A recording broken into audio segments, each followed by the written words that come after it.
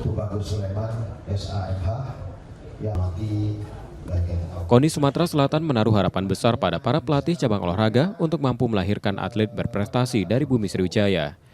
Kesamaan persepsi tentang pentingnya keilmuan olahraga pun telah dibangun bersama para pelatih.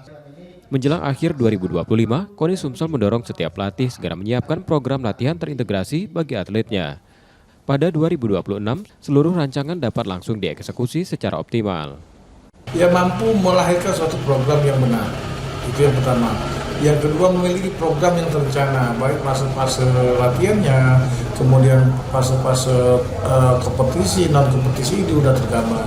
Kemudian juga yang lebih penting lagi, pelatih sekarang sudah mengetahui bagaimana faktor gizi juga ini sangat diharapkan memahami pelatih-pelatih ini, sehingga memang antara latihan dengan asupan yang diberikan oleh pelatih nanti untuk atlet-atlet kita menjadi seimbang. Ini yang akan kita lakukan ke depan ini.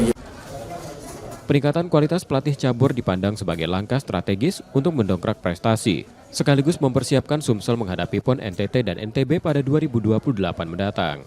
Nur Muhammad, Kompas TV, Palembang, Sumatera Selatan.